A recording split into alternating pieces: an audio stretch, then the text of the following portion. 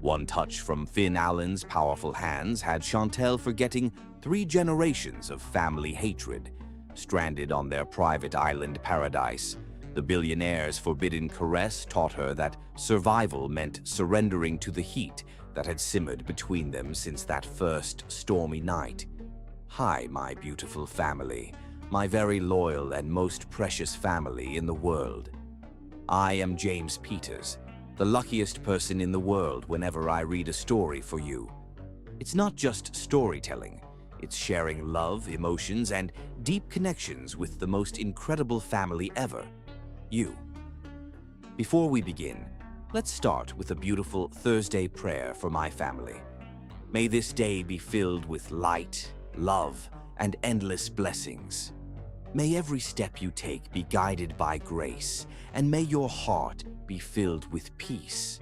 No matter what challenges come our way, we stand strong together. My beautiful family, may you always find joy, may you always find love, and may you always know that you are never alone. We are one, and together we shine brighter. Amen. Now, my beautiful family, I want to say something from my heart. I am really sorry that sometimes I ask you to like and share the videos. It's not because we doubt our work, we give 100% in everything we do. But due to multiple channels using our content and YouTube's changing policies, our reach is going down. And I don't want to lose you. That's why I ask you to like each video, share it, and leave a comment. It's not just about numbers, it's about keeping our family together. We have built something real, something strong, something unbreakable, and I never want to lose that. So, my beautiful family, I need your attendance. Are you here with me? Drop a comment and let me know. Are you present? Now, let's start with love. Because this family, unstoppable. Chapter 1, Storm of Fate. The champagne flowed like liquid gold aboard the Dynasty, the Everett family's 300-foot super yacht, gliding through Tahitian waters. Chantel Everett stood at the deck railing, her emerald gown catching the dying sunlight as she escaped the suffocating opulence of her father's annual charity gala. At 32, she had become one of the nation's most celebrated neurosurgeons. Yet here, surrounded by her family's elite circle, her medical achievements felt secondary to her status as the Everett media heiress. Not enjoying the party, Dr. Everett. The voice carried a distinctive New Zealand accent that immediately identified its owner. Chantel turned to find herself face to face with Finn Allen, his 6'3" frame commanding attention even in casual linen. His presence on her family's yacht surprised her. The tech genius had revolutionized sustainable energy with his innovations, becoming the world's youngest self-made billionaire at 34. His piercing blue eyes contrasted sharply with sun-bronzed skin, and the tabloid's most eligible bachelor title suddenly seemed woefully inadequate. Mr. Allen, I wasn't aware environmental activists attended fossil fuel-funded galas, she replied, one perfectly arched eyebrow raised in challenge. His laughter was unexpectedly warm. Sometimes change happens from within the system, Doctor. Everett, your pioneering work in pediatric neural regeneration suggests you understand that concept quite well. Surprise flickered across her face. Most people saw only her family name, not her medical research. You've done your homework. Your latest paper on synaptic regeneration techniques was brilliant. I've been following your work for years. Their conversation flowed effortlessly from medical innovations to environmental ethics, intellectual equals finding unexpected common ground. When lightning cracked across the distant sky, neither noticed the approaching storm, too engrossed in debate about the ethical implications of neural interface technology. Chantel, her father's voice cut between them like ice. Raymond Everett, media mogul and patriarch, approached with thunderous expression, champagne flute clutched too tightly in his manicured hand. Your mother is looking for you. The chill in his tone as he pointedly ignored Finn wasn't lost on Chantel. She excused herself with practiced grace, but not before Finn whispered, "I'd like to continue our conversation." "Absolutely not," Raymond hissed once they were out of earshot, steering her forcefully toward the yacht's main salon. "Do you have any idea who that is? One of the most innovative minds in sustainable technology?" Chantel challenged, pulling her arm free. "He's Thomas Allen's grandson." The statement hung between them, loaded with 3 generations of bitterness. Chantel's medical training had taught her to question everything, but her father's decades-old feud with the Allen family remained frustratingly opaque. Something about stolen research, a ruined career, and her grandmother Elizabeth's subsequent suicide, the family tragedy that predated her birth but continued to shadow the Everett legacy. "That feud is ancient history, Dad. Thomas Allen died years ago." "The debt didn't die with him." Raymond's eyes hardened. "The Allens destroyed our family once. They don't get a second chance." What Raymond wouldn't reveal was the real reason he'd invited Finn Allen to this event. Everett Media had quietly been acquiring shares in Allen Innovations through shell companies. Tonight's charity gala was cover for the board meeting that would finalize their hostile takeover strategy. As Chantel fulfilled her social obligations inside, the storm that had been gathering on the horizon accelerated with tropical ferocity. The captain's voice soon crackled over the intercom, instructing guests to move to the yacht's center as they changed course to outrun the unexpected tempest. The Dynasty's engines roared against mounting waves, but nature proved more powerful than engineering. A massive swell caught the vessel broadside, sending crystal and silver crashing to the floor. Chantel lost her footing as the yacht lurched violently, sliding across the polished floor toward the windows. Strong hands caught her before impact. Finn had appeared from nowhere, steadying her against his chest. "Are you all right?" His voice remained calm amid the chaos. Before she could answer, emergency lighting bathed everything in eerie red as the captain's voice returned with unmistakable urgency. "All passengers to muster stations immediately. This is not a drill." Chantel's medical training kicked in as she helped direct panicked guests toward life jackets and emergency exits. The Dynasty listed dangerously as waves hammered its hull. Through driving rain on the evacuation deck, she caught sight of her parents being helped into a lifeboat. "Chantel!" Her mother's scream barely carried over the howling wind. She moved toward them, but a monstrous wave crashed over the starboard side, sweeping across the deck with unstoppable force. Chantel felt her feet leave the ground as freezing water enveloped her, carrying her toward the churning Pacific. Her last conscious thought was of the irony. The brilliant neurosurgeon unable to save her own brain from oxygen deprivation. Then strong arms encircled her waist, pulling her against a solid form as they were both propelled into the blackness of the stormy sea. Finn's voice somehow reached her through the watery chaos. "Hold on to me. Don't let go." They surfaced together, gasping for breath amid towering waves. The yacht's lights were already distant, emergency flares painting the violent storm clouds in bursts of desperate red. Finn's grip remained unbreakable as he fought to keep them both above water. "There," he pointed toward a floating piece of debris, part of the yacht's tender torn free by the storm.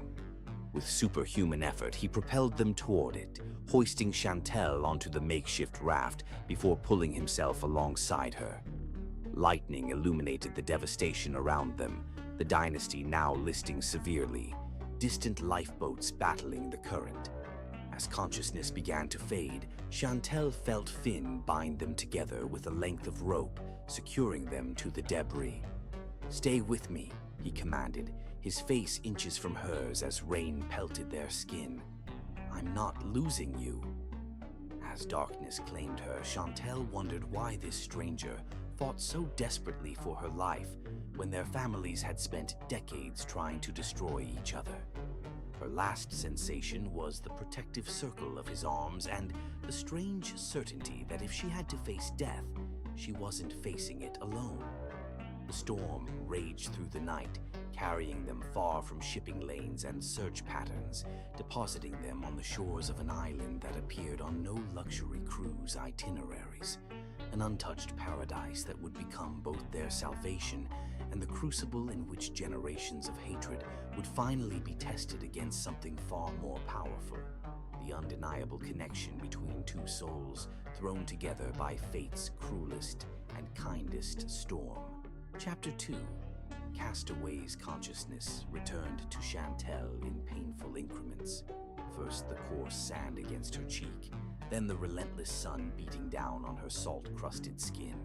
Her emerald gown clung to her body in tattered ruins, once pristine silk, now shredded beyond recognition. She tried to move and immediately regretted it, as pain lanced through her ribs. "Easy," said a voice nearby. "You might have a couple of fractured ribs." Chantel squinted against the sunlight to find Finn Allen kneeling beside a small fire, his formal attire reduced to torn trousers. His torso, now bare, revealed an impressive physique marked by fresh cuts and bruises, testament to their violent journey through the storm. "Where are we?" Her medical training automatically cataloged her symptoms: dehydration, possible concussion, contusions along her left side. "Somewhere in the Leeward Islands, I think, far from the main shipping channels." He offered a makeshift coconut shell filled with fresh water. "Small sips. You've been unconscious for almost a day." The reality of their situation crashed over her with more force than the wave that had swept her overboard. The yacht? My parents? No sign of the dynasty or any other survivors. His voice remained calm, controlled. "But that doesn't mean they didn't make it. The lifeboats were deploying when we went overboard." Chantel attempted to stand but swayed dangerously. Finn was at her side instantly, strong hands steadying her with surprising gentleness. "You saved my life," she acknowledged, meeting his gaze directly. Something unreadable flickered across his face. "Let's focus on keeping us both alive now." Over the next days, they established a rhythm of survival. Finn's unexpected practical knowledge surprised her. He built a shelter from palm fronds and salvaged debris, fashioned fishing spears from branches, and located a freshwater spring inland. Chantel's medical expertise proved equally valuable as she treated their injuries with limited resources, identifying edible plants and creating natural remedies from the island's flora. "Where does a tech billionaire learn survival skills?" she asked on their third evening as they ate fish roasted over open flames. Finn's smile held a hint of sadness. "Before the Allens adopted me, I spent 2 years in the New Zealand foster system. My last foster father was a wilderness guide, taught me more in 6 months than most people learn in a lifetime." "You're adopted?"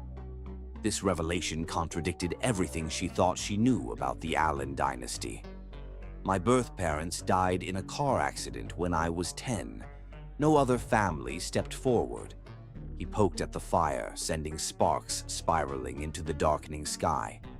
"The Allens couldn't have biological children.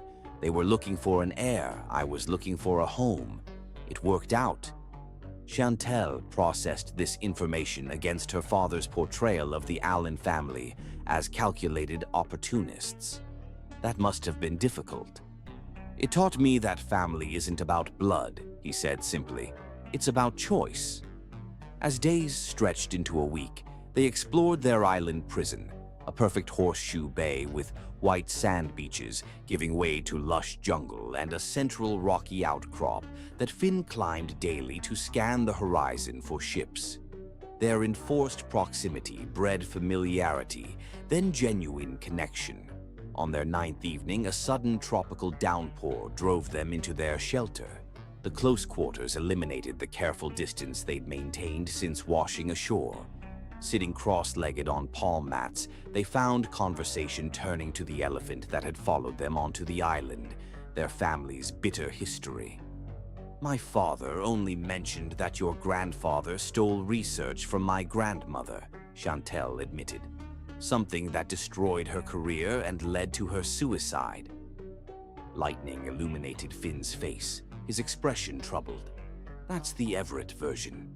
The Allen version claims your grandmother falsely accused my grandfather of theft to cover her own corporate espionage. And you believe that? I believe history is written by those with the loudest voices and deepest pockets. His gaze held hers steadily. Both our families have plenty of both. Chantel considered this perspective, so different from the absolute certainty her father had always projected. 3 generations of hatred based on competing narratives neither of us can verify. Seems rather pointless now, doesn't it? Finn gestured to their primitive surroundings. Out here, the Everett-Allen feud means nothing. You're a doctor, I'm an engineer. Together, we're just trying to survive. The rain intensified, drumming against their shelter as thunder shook the air around them. When Chantel shivered, Finn hesitated before moving closer, sharing his body heat. The simple contact, shoulder to shoulder, hip to hip, sent an unexpected current through her that had nothing to do with temperature regulation. "Tell me about your work," he suggested, clearly sensing her discomfort. "The neural regeneration research. No corporate secrets, just the science."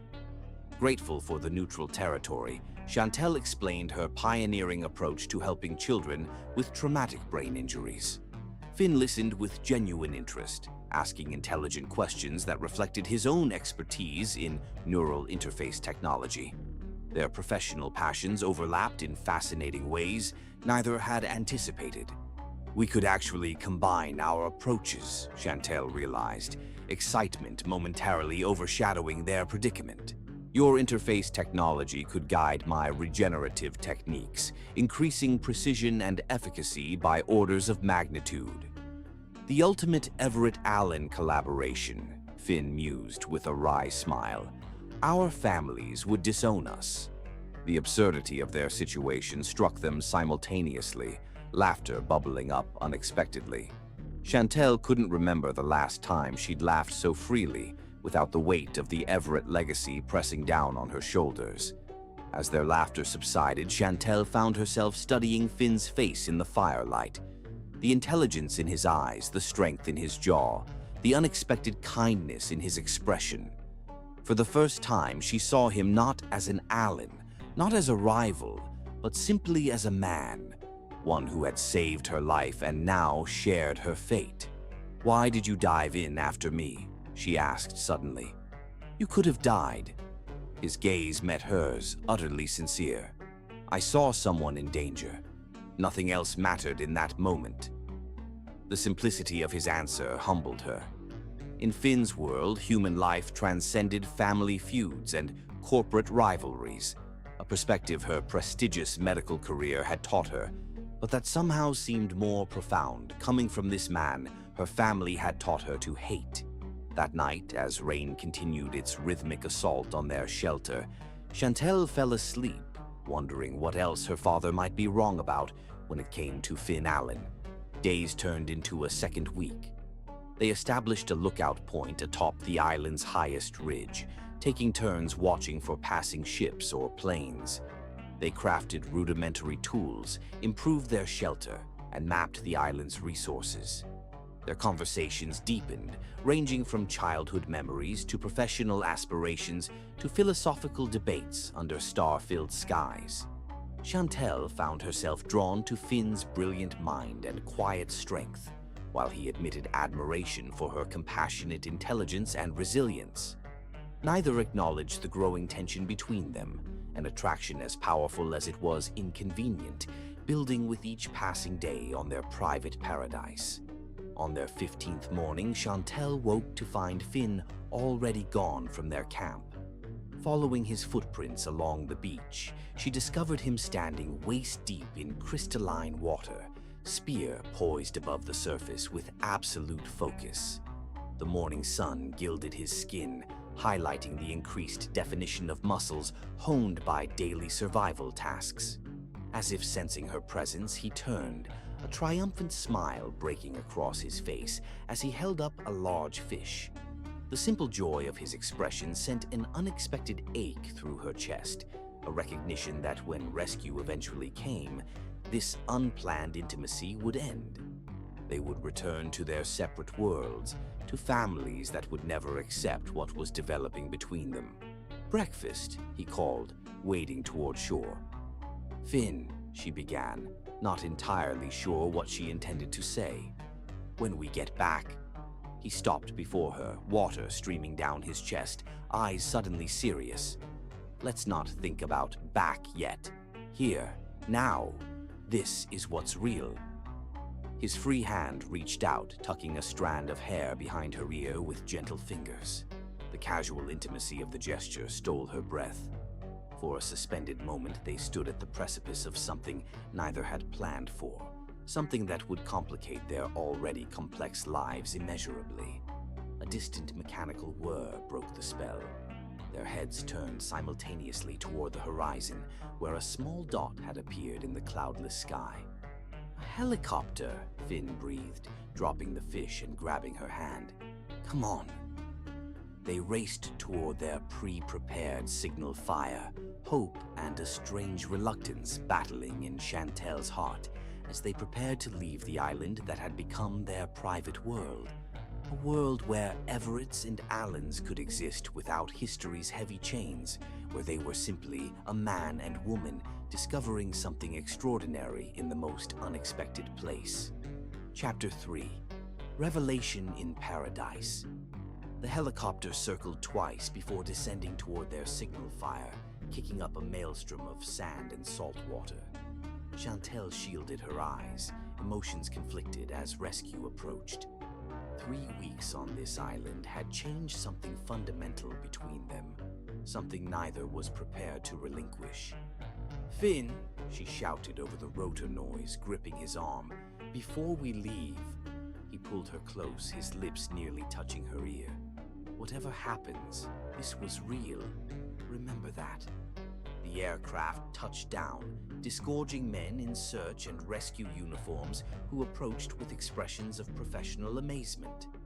"Doctor, Everett, Mr. Allen, this is extraordinary. You've been declared presumed dead for over 2 weeks." Medical personnel swarmed them, checking vitals and injuries with brisk efficiency. Chantel found herself separated from Finn, loaded onto the helicopter with a thermal blanket wrapped around her shoulders and an IV inserted into her arm. Through the window, she watched him speaking with the search coordinator, gesturing toward their shelter and supplies before climbing aboard. He took the seat opposite her, their eyes meeting across the cramped cabin. A silent understanding passed between them. Their island existence had ended, reality rushing back with dizzying speed. The Dynasty capsized during the storm, a crewman informed them, misreading their silence as concern. But all other passengers and crew were rescued. Your families have been frantic. Relief washed through Chantel at confirmation of her parents' survival. Yet beneath that genuine emotion lurked something more complicated. The knowledge that rescue meant returning to the Everett-Allen feud and all its toxic expectations. The flight to Papeete, Tahiti's capital, passed in a blur of medical assessments and debriefing questions. Upon landing, they were whisked to separate examination rooms at the island's premier hospital. Chantel submitted to blood draws and scans, answering doctors' questions mechanically, while her mind remained on the man who had saved her life multiple times over. When the door to her room burst open, her mother, Victoria's familiar perfume enveloped her before her arms did. "My baby," she sobbed, crushing Chantel against her immaculately dressed form. "We thought we'd lost you forever." Her father followed, eyes suspiciously bright as he embraced her with uncharacteristic emotion. "When the Dynasty went down and you weren't in any of the lifeboats." Raymond's voice faltered, the media mogul momentarily wordless. The family reunion was interrupted by the arrival of James Everett, Chantel's younger brother and the family's legal advisor. His expression shifted rapidly from relief to calculation as he assessed her condition. "Thank God you're all right," he said, kissing her cheek. "The board has been in chaos. Half of them wanted to declare you legally dead already to sort out the succession planning." "Always the sentimentalist, James," Chantel replied dryly. Raymond straightened his bespoke suit jacket, composure returning. "What happened out there, Alexandra?"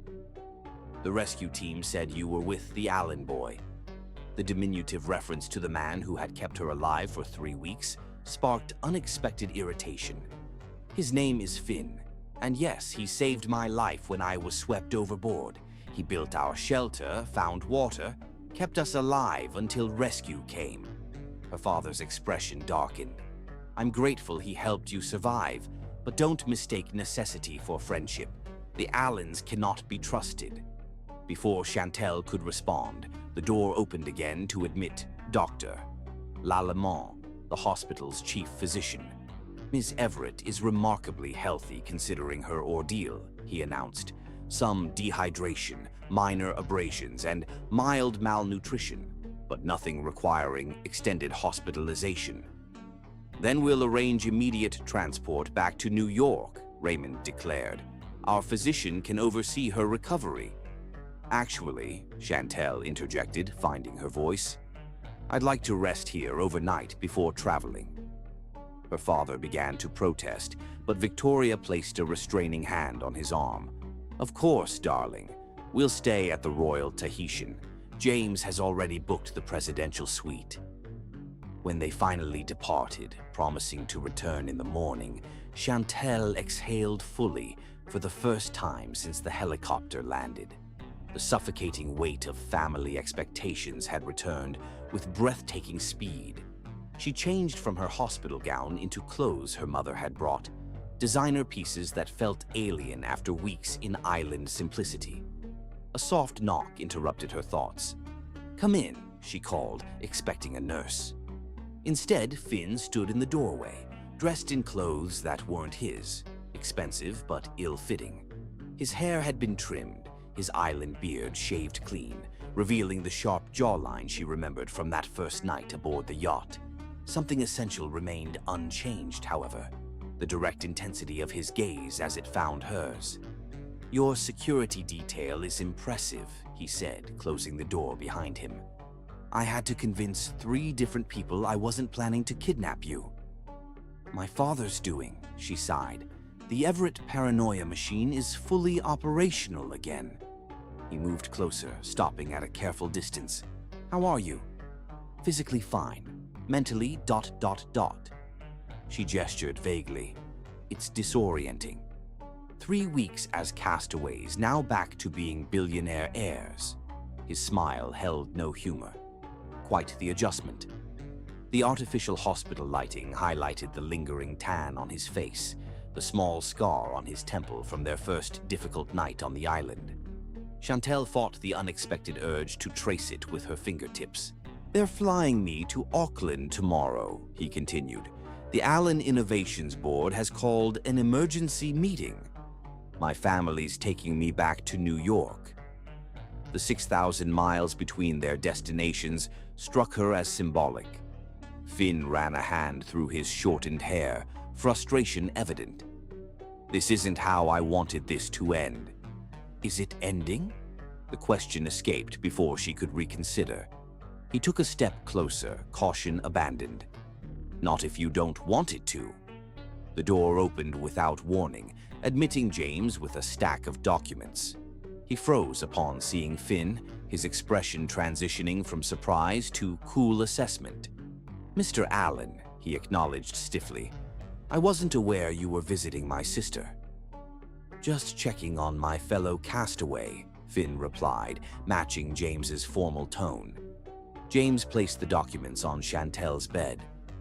"Press releases requiring your approval. Father thought you might want input on the official narrative." His emphasis on official spoke volumes. "I'll leave you to your family business," Finn said, moving toward the door. At the threshold, he paused, looking back at Chantel. "The island we were on, it's called Motu Tapu. Thought you might want to know." After he departed, James raised an eyebrow. "Becoming friendly with the enemy, sister." "He saved my life, James. Multiple times. And the Allens destroyed our grandmothers." James tapped the press release. "Some debts can't be repaid with a few weeks of island survival skills." Later that night, unable to sleep in her too-soft hospital bed, Chantel researched Motu Tapu on her newly replaced phone. What she discovered sent a chill down her spine. In ancient Polynesian tradition, the island was considered sacred ground where forbidden lovers could find sanctuary when their families opposed their union. Those who reached its shores were under the protection of the gods, beyond the reach of even the most powerful tribal leaders. The significance wasn't lost on her. Their sanctuary had been a place literally named for defying family opposition to love. When morning arrived, she found a small package beside her bed, delivered during shift change to bypass her family's surveillance. Inside was a perfectly formed pearl set in a simple platinum band, accompanied by a note in Finn's distinctive handwriting. "Some treasures are worth defying oceans for. Auckland isn't so far from New York." She slipped the ring onto her right hand just as her family arrived to escort her home. Raymond's disapproving glance at the pearl spoke volumes, but Chantel met his gaze steadily, something of the island's strength remaining in her spine. As their private jet lifted from Tahitian soil, Chantel watched the perfect blue lagoons recede beneath clouds, the pearl cool against her skin. 3 weeks ago, she had known exactly who she was: Dr. Alexandra Chantel Everett, heiress and neurosurgeon, defined by family legacy and professional achievement. Now, certainty had washed away like footprints on their island beach, leaving only questions in its wake. Questions about family loyalty versus personal truth, about inherited hatred versus experienced connection, about the man who had saved more than just her life on an island called Forbidden Sanctuary. Chapter 4. Worlds Collide. The media frenzy erupted before Chantel's plane touched down in New York. "Billionaire heirs island romance," screamed tabloid headlines alongside grainy photos of their rescue. Cable news dissected their ordeal with ghoulish enthusiasm, speculating endlessly about what had transpired during their 3 weeks of isolation. "This is a nightmare," James muttered, scrolling through his tablet as their limousine crawled through Manhattan traffic. "Our stock has dropped 8 points since these stories broke." "People almost died, James," Chantel snapped. "The dynasty is at the bottom of the Pacific. Perhaps financial implications could wait?" Raymond lowered his phone, his expression grave. "The financial implications are directly tied to these insinuations about you and the Allen boy." "His name is Finn," Chantel corrected automatically. "And what insinuations are so damaging?" James turned his tablet to display a particularly lurid headline: "Forbidden Love. Shipwrecked heirs defy family feud." "This narrative undermines decades of Everett media positioning," Raymond explained with strained patience. "Our litigation against Allen Innovations becomes considerably more complicated if the public believes our companies might merge through other means." The implication hung heavily in the air. Chantel twisted the pearl ring on her finger, drawing her father's narrowed gaze. "A gift?" he asked with dangerous calm. "A reminder," she replied simply. The Everett penthouse welcomed her with sterile luxury that felt foreign after weeks of living in harmony with nature. Her mother had arranged a small welcome home gathering with family friends and board members, all keen to hear a sanitized version of her ordeal. Chantel performed admirably, downplaying both the dangers they'd faced and Finn's crucial role in their survival. Late that evening, after the guests had departed, she retreated to her private suite, overwhelmed by the contrast between island simplicity and Manhattan excess. Her phone, silent during the social obligation, now displayed multiple missed calls from Auckland. Heart racing, she closed her bedroom door before returning Finn's call. "Chantel." His voice, even through digital compression, transported her instantly back to firelit conversations beneath tropical stars. "I've been paraded before the Everett board like some returning war hero," she said, sinking onto her bed. "You?" "Similar circus here. The Allen Innovation shareholders are rather concerned about their investment being linked romantically to Everett Media." The corporate lens through which their connection was being viewed struck her as both absurd and infuriating. 3 weeks ago, we were fighting for survival. Now we're back to being corporate assets. "It doesn't have to be this way." Determination colored his tone. "I'm coming to New York next week for the Global Tech Summit. Have dinner with me."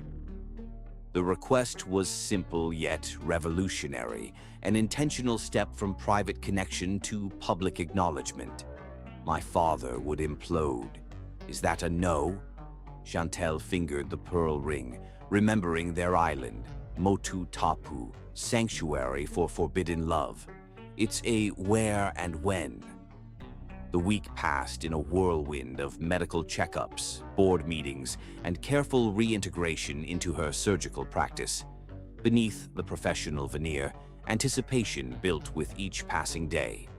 The pearl ring remained on her finger, prompting curious glances from colleagues and pointed questions from family.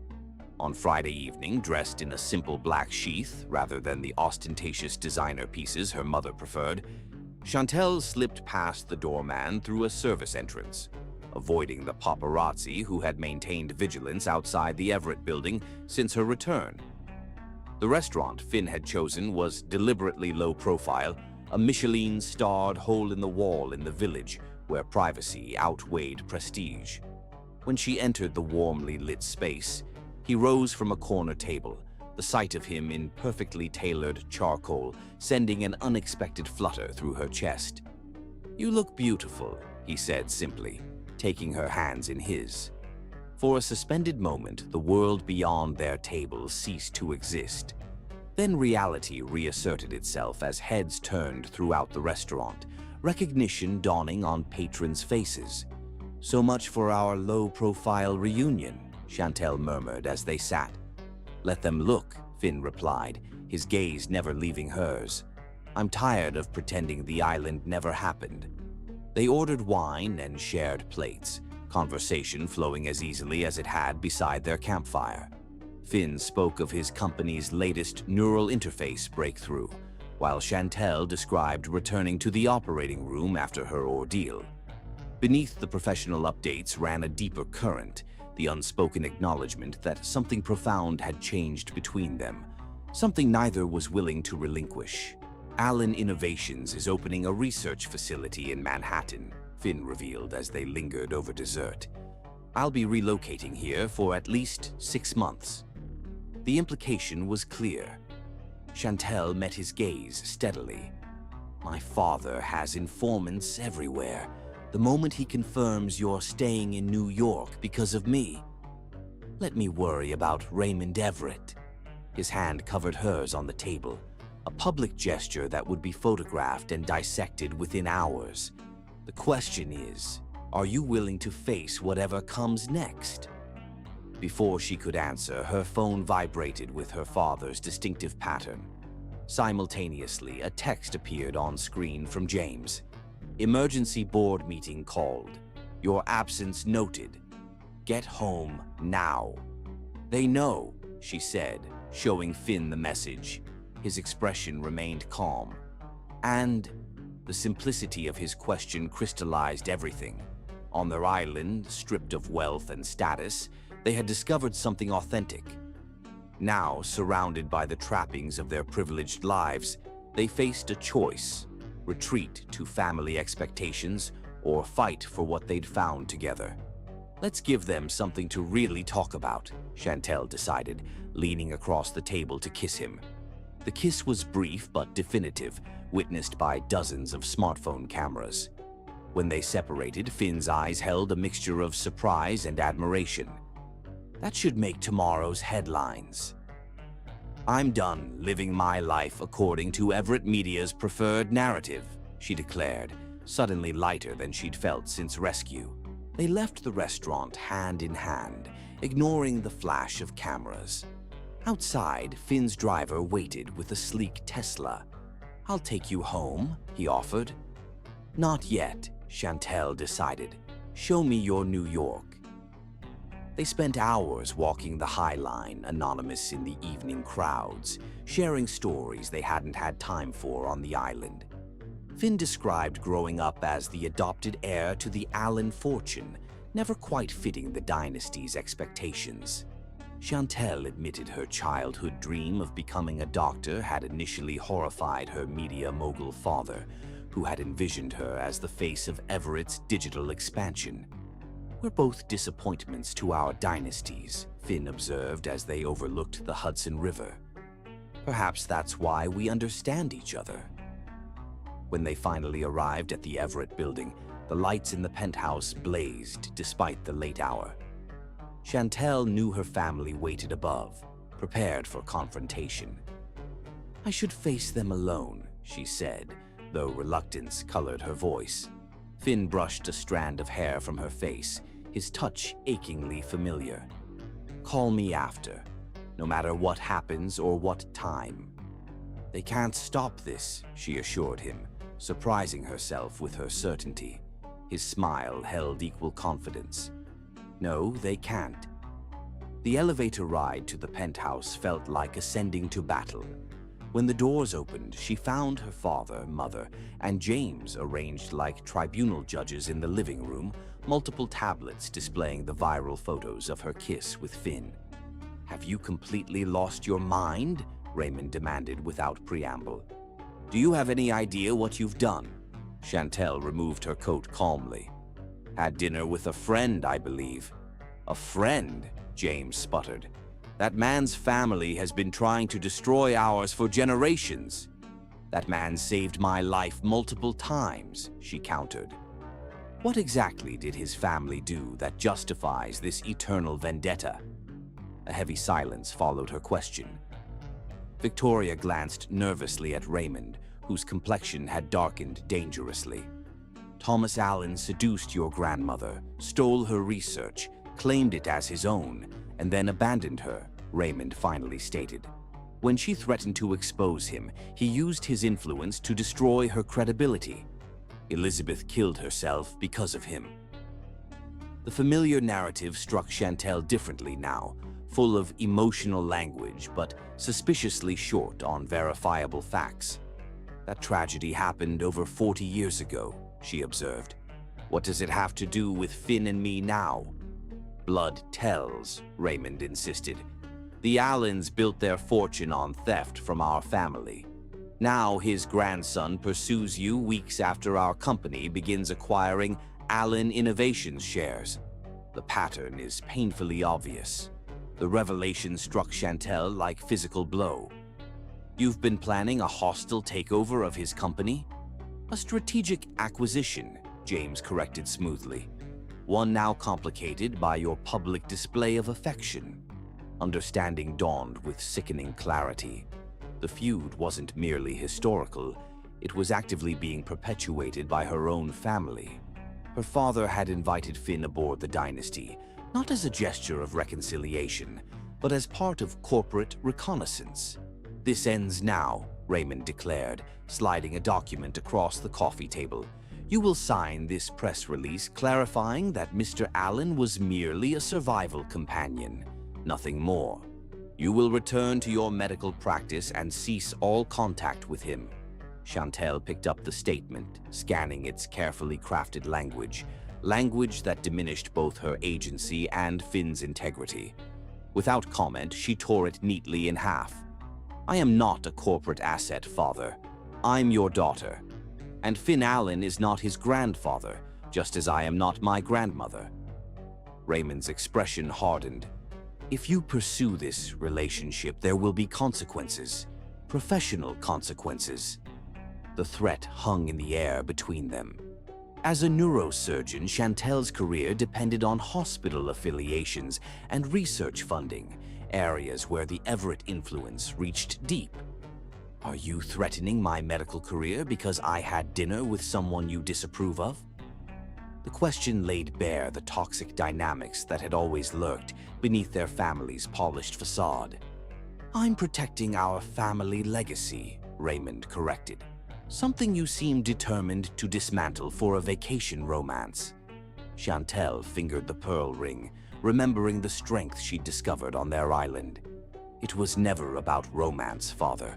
It was about seeing someone clearly, without prejudice or agenda. Something this family could learn from. She turned to leave, pausing at the threshold. I have surgery scheduled tomorrow morning, a 6-year-old with trauma-induced seizures. After that, I'm having lunch with Finn. Your move, Father. As the elevator descended, Chantel texted Finn. They're worse than we thought. Tell you tomorrow. Worth fighting for. His response came instantly. Always was. Chapter 5. Blood Ties and Betrayal. The operating room had always been Chantel's sanctuary, a place where last names and family legacies held no relevance compared to skill and precision. As she completed a delicate neural procedure on her young patient, she felt centered for the first time since returning to New York. Beautiful work, her colleague Dr. Rivera commented as they scrubbed out. You'd never know you spent 3 weeks on a deserted island. Some skills don't fade, Chantel replied, suppressing memories of using those same steady hands to clean fish and weave palm fronds beside Finn. The board's been asking questions, Rivera continued carefully, about your friendship with Finn Allen. The board should concern themselves with patient outcomes, not my personal life. Just thought you should know, Chief of Surgery had a closed-door meeting with your father yesterday. The warning was clear. Raymond was making good on his threats, reaching into her professional sphere with disturbing speed. Chantel thanked Rivera before checking her phone, finding multiple missed calls from James and a single text from Finn. Still on for lunch? Car waiting whenever you're ready. Finn's waiting Tesla whisked her to a private dining club where membership required both extreme wealth and extreme discretion.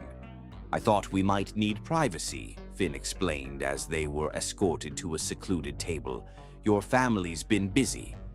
Threatening my hospital privileges, Chantel confirmed. Yours? Elaine called this morning. The Allen Innovations Board is convening an emergency session to discuss my conflict of interest regarding Everett Media.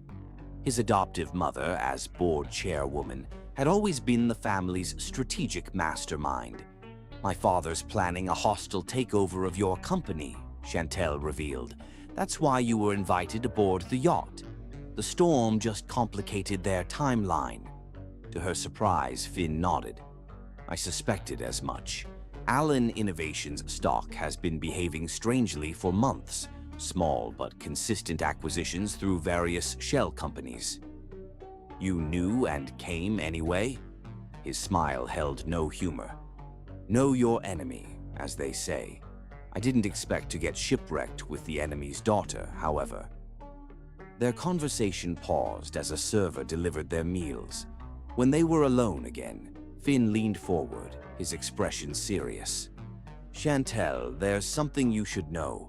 After you mentioned your grandmother, I had my people research the Elizabeth Everett case.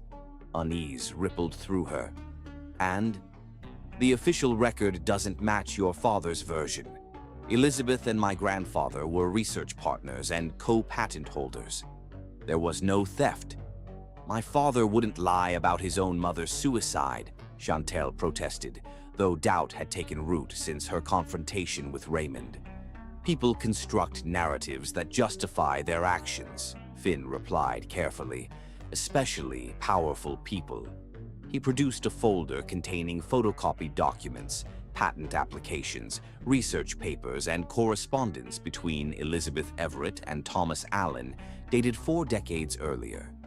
They were collaborators, Finn explained as Chantel examined the evidence. And from these letters, possibly more than that, the correspondence painted a picture starkly different from family legend. Elizabeth and Thomas as intellectual equals whose neural interface research had been decades ahead of its time. Their letters contained unmistakable affection alongside scientific discussion. If they were partners, why did she kill herself? Why has my family blamed yours for generations? I don't have all the answers, Finn admitted, but I found something else. He slid a final document across the table, a hospital birth record dated 9 months after the last correspondence between Thomas and Elizabeth. Chantel's blood ran cold as she read the name. Raymond Thomas Everett. My grandfather disappeared from the public eye around the same time, Finn continued gently. A year later, he married my grandmother in a private ceremony in Switzerland. The implications crystallized with horrifying clarity. You're suggesting Thomas Allen was my father's biological father? That my grandmother was pregnant with his child when he abandoned her? I'm suggesting there might be more to this story than either of our families has acknowledged, Finn corrected, and that our mysterious connection might have deeper roots than coincidence. I need to confront my father with this, she decided, gathering the documents. Chantel, wait. Finn's hand covered hers. Raymond has built his identity on this narrative. Challenging it won't be simple or safe. Nothing about us has been simple or safe, she reminded him. I can't build a future on buried truths. Before Finn could respond, her phone chimed with a hospital alert. Her young patient was experiencing post-operative complications. She stood immediately, professional instincts overriding all else. Take the car, Finn offered, understanding without explanation. I'll call later. Racing back to the hospital, Chantel forced all thoughts of family secrets aside, focusing entirely on the child whose brain she had just operated on. The emergency required 4 intense hours in surgery, but she successfully stabilized the bleeding that had threatened her patient's life. Exhausted, she was documenting the procedure when the chief of surgery entered her office without knocking.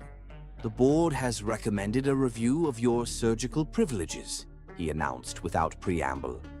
In the meantime, your scheduled procedures are being reassigned. Chantel stared in disbelief. I just saved a child's life after post-operative hemorrhage. What possible grounds?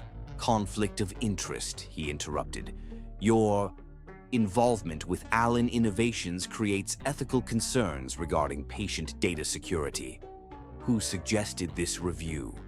My father. The chief's uncomfortable silence was answer enough. Leaving the hospital in a daze, Chantel found herself directing her driver not to the Everett penthouse but to Finn's temporary residence. The sleek downtown loft occupied the entire top floor of a converted industrial building, its panoramic windows offering views of a city now tainted by family manipulation. Finn opened the door immediately, concern evident as he took in her expression. What happened? My father happened, she replied, stepping into his space. They've suspended my surgical privileges pending review. His arms encircled her, solid and comforting. I'm so sorry, Chantel. He's using innocent patients as pawns, she said against his chest, anger overshadowing hurt. Children who need the procedure only I can perform. That night, they strategized over takeout containers and digital documents, piecing together the true history of their families. The picture that emerged was heartbreaking in its clarity. Elizabeth Everett and Thomas Allen as brilliant researchers whose personal relationship had complicated their professional partnership. Elizabeth's pregnancy and her husband Harold's discovery of the affair. Thomas's disappearance coinciding with Harold's threats to destroy both their reputations. At midnight, Chantel's phone displayed a text from Victoria. Your father knows where you are. Coming home tonight? The simple question carried layers of implication. Chantel showed the message to Finn, who understood immediately. "They're forcing you to choose," he observed. "Family loyalty or me." "They don't get to define loyalty," Chantel replied, typing her response. "No. Meeting with father tomorrow. Have documents he needs to see." Victoria's reply came immediately. "Be careful, darling. Some truths are protected for reason." The cryptic warning sent a chill through Chantel. "My mother knows," she realized. "She's always known about Thomas and Elizabeth." Finn's expression grew troubled. If Victoria knows the truth, then this vendetta isn't just Raymond's blind spot. It's a deliberate perpetuation of a lie. "A lie that's shaped 3 generations," Chantel agreed, the weight of inherited hatred suddenly suffocating. "A lie that nearly kept us apart." Finn took her hand, his touch grounding her amidst Revelation's chaos. "But it didn't." The simple statement cut through complexity, reminding her of what mattered most. On their island, stripped of family histories and corporate rivalries, they had found something authentic. That connection remained their truest compass. "Stay tonight," Finn said softly. "Not because of your father or mine, not because of hospitals or companies. Stay because you want to." In answer, Chantel closed the distance between them, her kiss conveying what words couldn't, that amid generations of deception, they had somehow found truth in each other. Chapter 6: Hearts in Defiance. Chantel prepared for the most difficult confrontation of her life. Dressed in a tailored suit that armor-plated her resolve, she reviewed the documents one final time, evidence that would shatter her father's lifelong narrative. "Are you sure about this approach?" Finn asked, handing her coffee. "Raymond won't simply accept these documents and change 40 years of belief." "I'm done with half-truths," Chantel replied. "My patients are suffering because of this vendetta. It ends today." Her phone chimed with a message from James. "Emergency board meeting called for noon. Your presence non-negotiable." "Perfect timing," she murmured, showing Finn the message. "The entire Everett leadership will be assembled." "I'm coming with you," he stated firmly. "This part I need to do alone," she replied, placing her hand against his cheek. "This confrontation was inevitable from the moment I realized my father built his empire on destroying his biological father's legacy." The Everett Tower dominated the Manhattan skyline. Security guards watched warily as she crossed the lobby, their earpieces reporting her arrival to those waiting above. The executive elevator whisked her to the boardroom where the 12-member Everett Media Board sat with Raymond at its head, Victoria to his right, James to his left. "Alexandra," Raymond acknowledged stiffly, "we were beginning to wonder if you would honor family obligation." "Let's dispense with the theatrics, father," Chantel replied, taking the seat directly opposite him.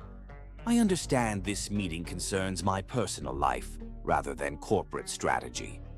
"Your personal life became corporate strategy the moment you aligned yourself publicly with Finn Allen," Raymond replied coldly. "The Allen acquisition has been under development for 18 months.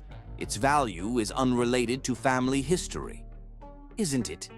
Chantel withdrew the documents from her briefcase. "Then perhaps you can explain why Thomas Allen's name appears on my father's birth certificate." The silence that followed was absolute.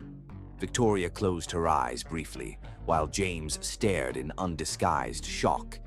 Chantel slid the hospital record across the table. Elizabeth Everett gave birth to Raymond Thomas Everett 9 months after her last documented meeting with Thomas Allen.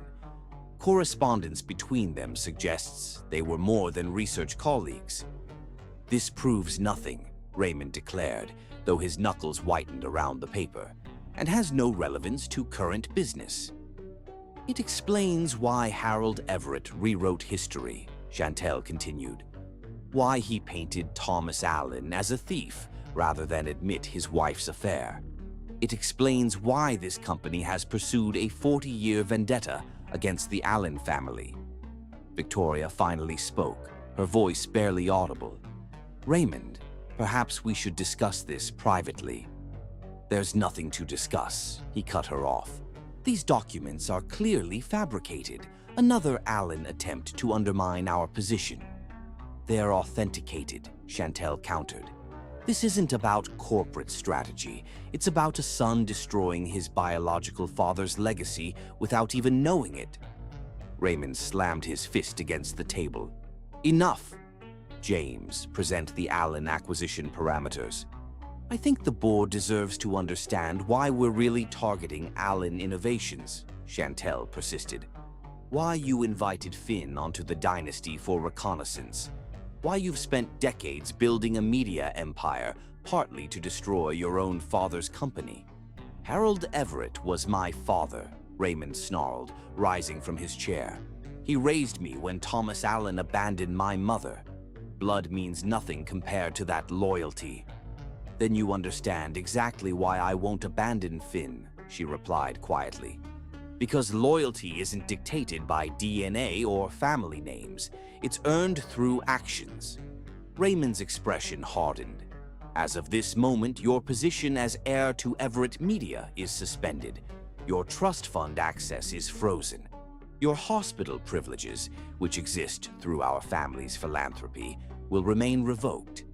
The systematic dismantling of her life should have devastated her. Instead, Chantal felt a curious lightness. "Is that supposed to frighten me back into compliance?" she asked. "I survived 3 weeks on a deserted island with nothing but my skills and intelligence. I'm a surgeon who saved hundreds of lives. My worth isn't measured by access to Everett assets." Victoria reached for Raymond's arm. "This has gone too far. She's your daughter." "She's made her choice," Raymond replied coldly. "The Allen boy over her own family." "I'm choosing truth over comfortable lies," Chantal said, gathering her documents. "I'm choosing to end a cycle of hatred built on deception." Raymond's voice stopped her at the doorway. "If you walk out now, Alexandra, there's no coming back. You will no longer be an Everett in any way that matters." Chantal turned, meeting her father's gaze directly. "I've always been more than just an Everett, father. That's what truly terrifies you." Outside, Finn waited in his car, ignoring photographers as he opened the door for her. "That bad?" he asked quietly. "Worse," she admitted. "I've been officially disowned. Assets frozen, medical privileges permanently revoked." His expression darkened with concern. "Chantal, I never wanted—" "This isn't your fault," she interrupted. "This confrontation was inevitable from the moment I realized my father's entire life has been built around destroying his biological father's legacy." "How did he react to the birth certificate?" "Exactly as expected. Denial, then rage, then ultimatums." She leaned her head against the seat. "He accused me of choosing you over family loyalty." Finn's hand found hers, warm and steadying. "Did you?" "I chose truth," she corrected, "something neither of our families has particularly valued." Her phone lit up with messages, colleagues expressing shock at her sudden suspension, friends questioning tabloid headlines, patients' families concerned about interrupted treatments. Her professional reputation was being systematically dismantled through her father's influence. "They'll destroy everything I've worked for," she realized aloud. "My research, my surgical protocols, it's all technically owned by a hospital foundation controlled by Everett Media." Instead of platitudes, Finn offered solutions. "Allen Innovations has a medical research division. Your protocols could be implemented through our foundation instead. You'd risk further corporate conflict to salvage my research." His smile held the same steadiness she'd come to rely on during their island survival. "Some things matter more than stock prices, Doctor. Everett." Her phone rang with Victoria's distinctive tone. After a brief conversation with her mother, Chantal disconnected with renewed determination. "I understand why you kept the secret, Mom, but I can't continue living inside it. Their car arrived at New York Children's Hospital, where they were greeted by Dr. Patel, the hospital's chief of neurosurgery. Dr. Everett, perfect timing. I've reviewed your neural regeneration protocol. Our board approved emergency privileges for you this morning. Chantel's confusion must have shown clearly on her face. As Finn explained, I may have made some calls while you were confronting your family. For the first time since entering the Everett boardroom, tears threatened her composure. While her family had systematically dismantled her professional life, Finn had quietly rebuilt a foundation for it, one based on her merit rather than her last name. The children who need your procedure don't care about corporate rivalries, Dr. Patel added pragmatically. Our operating rooms are at your disposal. Later, as they left the hospital with her surgical schedule secured, Chantel turned to Finn. Thank you doesn't seem adequate. You stood against your entire family today for the sake of truth, he replied. I merely made some phone calls. You gave me back my purpose when they tried to take it away. She linked her fingers with his. That's no small thing. As their car rejoined Manhattan traffic, Chantel's phone displayed breaking news. Everett Media air disinherited over Allen romance. Your father works quickly, Finn observed, reading the headline. He controls half the news outlets in the country, Chantel replied with grim humor. Narrative management is the family business. And yet here we are, Finn mused, creating a narrative he can't control. What happens next? She asked, suddenly aware they were navigating uncharted waters. Finn's answer carried the same certainty he'd demonstrated on their island, when survival had seemed impossible yet necessary. We write our own story, Doctor. Everett. One day at a time. Chapter 7. Return to Paradise. 2 months after her confrontation with Raymond, Chantel had rebuilt her professional life from the ground up. Her surgical privileges at New York Children's Hospital had expanded into a research directorship, her innovative protocol successfully treating 17 pediatric patients who would have otherwise been considered inoperable. Dr. Everett, your 4 o'clock is waiting, her assistant announced as Chantel finished charting notes on her latest procedure. She entered her office to find Finn examining the anatomical brain model on her desk, his tailored suit a contrast to the clinical surroundings. The sight of him still sent a flutter through her chest. Playing with my toys, Mr. Allen? She teased, closing the door. His smile affected her exactly as it had that first night on their island. Learning the competition. Allen Innovations' Neural Interface Division is falling behind your research. Instead of continuing their playful banter, his expression turned serious. I need to show you something. Can you leave early? 30 minutes later, they boarded his private jet at Teterboro Airport. Chantel raised an eyebrow as the flight crew secured the cabin for departure. Going to tell me where we're headed? Papiete, Finn replied, his fingers interlacing with hers. I have a proposition that couldn't be made anywhere else. The flight passed in comfortable intimacy. They reviewed research collaborations, discussed advances in neural mapping, and slept wrapped in each other's arms. The connection they'd discovered on their island deepening with each shared day. As they lifted off over crystal lagoons in a chartered helicopter, Chantel felt a curious sense of homecoming. Below, familiar reefs and volcanic peaks emerged from morning mist. You're taking me back to Motu Tapu, she realized as their flight path became clear, the horseshoe bay where they'd washed ashore unmistakable even from altitude. The island looked both foreign and achingly familiar as they circled for landing. Where their makeshift camp had once stood, a small compound of sustainable buildings now nestled among palm trees, solar panels glinting in morning light. What is this place? Chantel asked as they disembarked. Potentially the future headquarters of the Allen Everett Foundation for Neural Research, Finn explained, guiding her toward the main structure. "If you approve." Inside, she found a fully equipped research laboratory alongside living quarters that combined luxury with sustainability. Floor-to-ceiling windows showcased the lagoon where they had once fished for survival. "You built a research facility on our island." The magnitude of his gesture overwhelmed her. "I bought the island after we were rescued," he admitted. "It felt wrong letting it become some billionaire's vacation home when it held such significance for us." "The Allen Everett Foundation?" she questioned, noting the hyphenated name on architectural renderings. "A new legacy," he explained, his voice deepening with emotion. "One built on collaboration rather than competition. Your surgical protocols combined with my interface technology, helping children worldwide regardless of family name or financial status." As sunset painted the horizon in familiar gold, they walked the beach where they had once washed ashore as desperate strangers. Now they strolled as partners, their entwined fingers a testament to connection forged in adversity. At the precise spot where they had built their first fire, Finn stopped, turning to face her with uncharacteristic nervousness. "I brought you back here because this island stripped away everything external.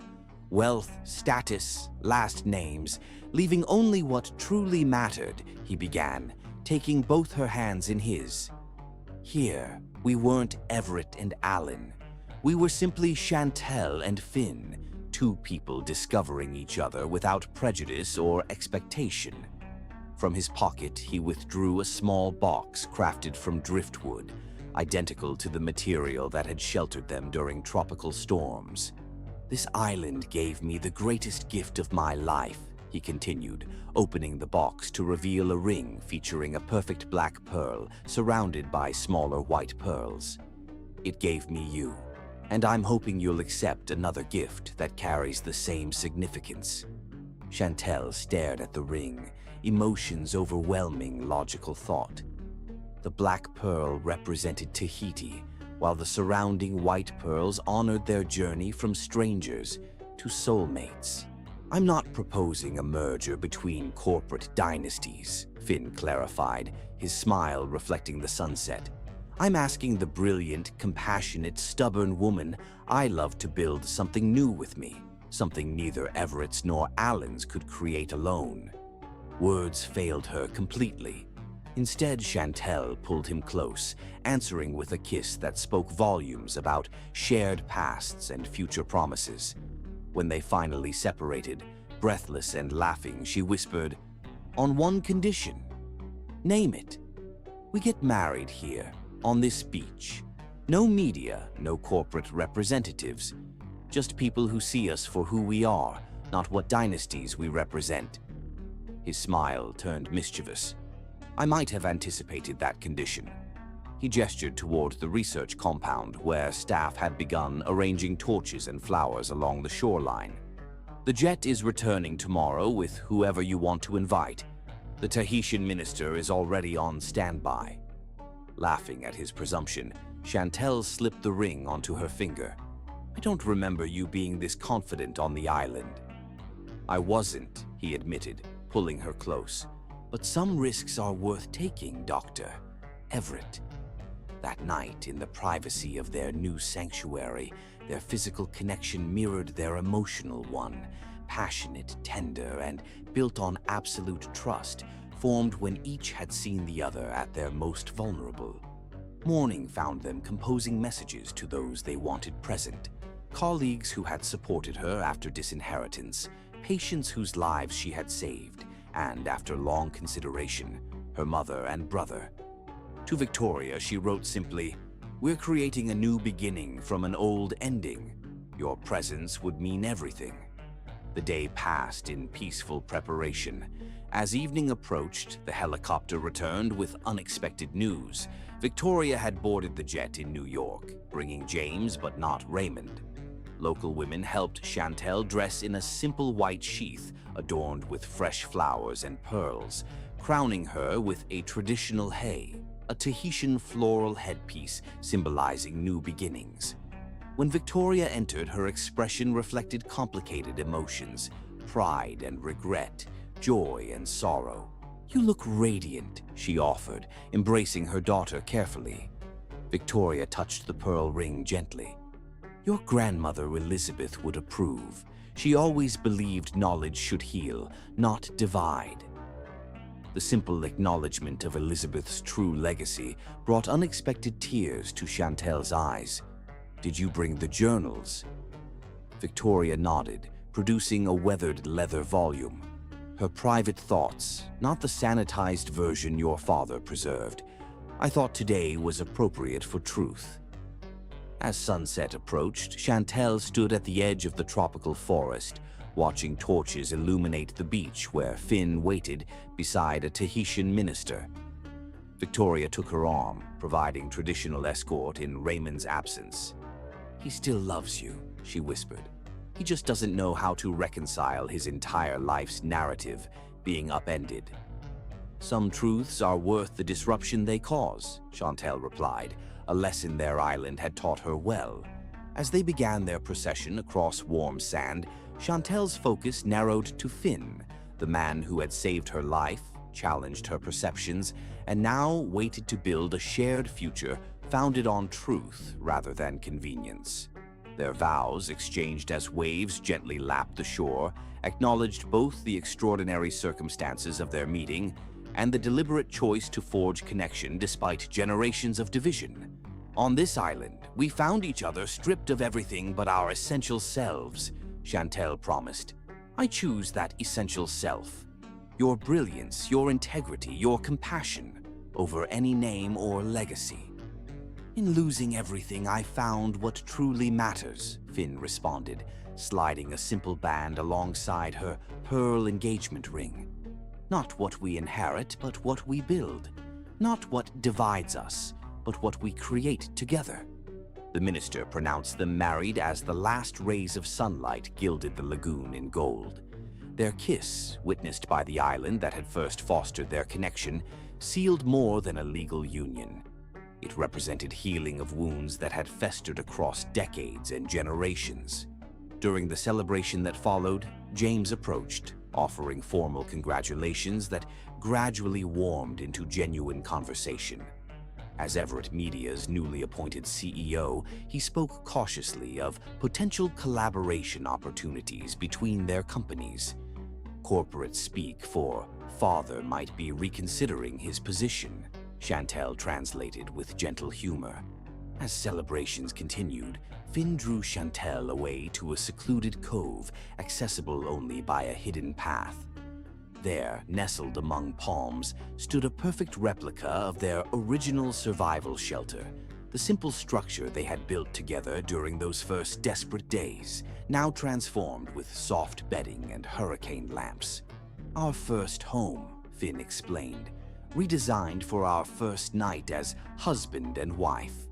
The thoughtful gesture, honoring where they began while celebrating how far they'd come, embodied everything their relationship represented. In this place where they had once fought against nature's fury, they now embraced nature's beauty, transformed from survivors to creators. Later, as moonlight silvered their private cove, they lay entwined on soft bedding, the sound of waves creating perfect accompaniment to whispered conversations about future plans. "Do you ever wonder if the storm was actually fate's design?" Chantel asked, her head resting on his chest, listening to the steady heartbeat that had become her most familiar comfort. "I believe some souls are destined to find each other," Finn replied, his fingers tracing patterns along her spine.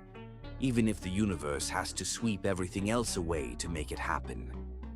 As dawn approached, they stood together at the water's edge, their bare feet leaving paired footprints in wet sand, temporary marks that would vanish with the tide, yet symbolic of the lasting impression they had made on each other's lives. The Allen Everett Foundation had been born on the very shores where they had once fought for survival, testament to the extraordinary power of connection, forged in adversity and strengthened through choice. Chapter 8. Blood and Water. 1 month into their marriage, Chantel and Finn divided their time between New York and their island research facility. The Allen Everett Foundation had gained international attention, with medical journals praising their innovative approach to pediatric neurological treatment. Then came the call that changed everything. Dr. Everett? The hospital administrator's voice was tense. Your father has suffered a massive stroke. He's been admitted to Manhattan General.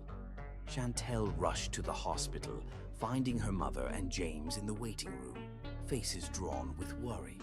Despite months of estrangement, seeing Raymond unconscious and vulnerable shattered her lingering resentment. The damage is extensive, the attending neurologist explained. Standard treatment protocols offer limited hope for meaningful recovery.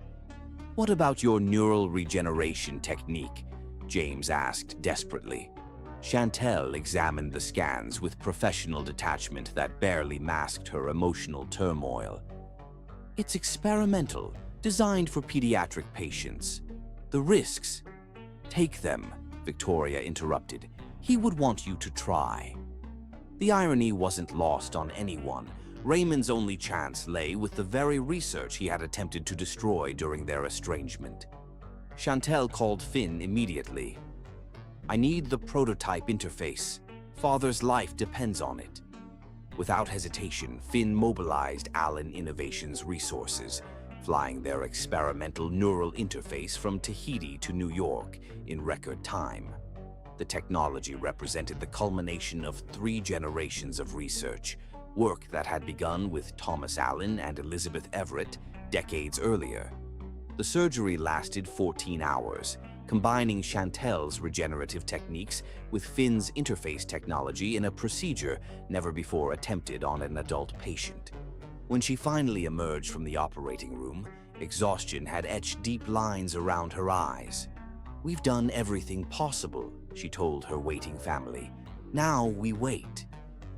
During Raymond's critical first days post-surgery, Finn remained constantly at Chantel's side, despite the complicated history between him and the Everett patriarch. His unwavering support drew curious glances from hospital staff who knew the tabloid version of their family's feud. On the 3rd night, as they maintained vigil in Raymond's private room, Victoria joined them with a small leather case. I thought it was time you both saw these, she said, removing a stack of aged photographs. The images revealed a younger Elizabeth Everett alongside Thomas Allen, their expressions reflecting unmistakable affection. The final photograph showed them standing before the original Allen neural interface prototype, their shared achievement captured in a moment of professional triumph. They were going to announce their relationship publicly, Victoria explained, along with their joint research. Then Elizabeth discovered she was pregnant. And Harold Everett intervened, Finn surmised. Victoria nodded sadly. He threatened to destroy both their reputations if Thomas didn't disappear. Elizabeth chose to protect her child and their research legacy. By perpetuating the theft narrative, Chantel concluded, the pieces finally fitting together. She believed Raymond would eventually learn the truth and reconcile with Thomas. But Harold's bitterness poisoned Raymond's perspective before she could correct it. The monitors tracking Raymond's neural activity suddenly registered a change. His fingers twitched, then his eyelids flickered. Chantel leapt up, medically trained eyes assessing the unexpected response. Slowly, Raymond opened his eyes, gaze unfocused until it settled on Chantel. His throat worked painfully before producing a hoarse whisper. Alexandra. Tears filled her eyes as she grasped his hand. I'm here, Father. His gaze shifted to Finn, standing supportively behind her.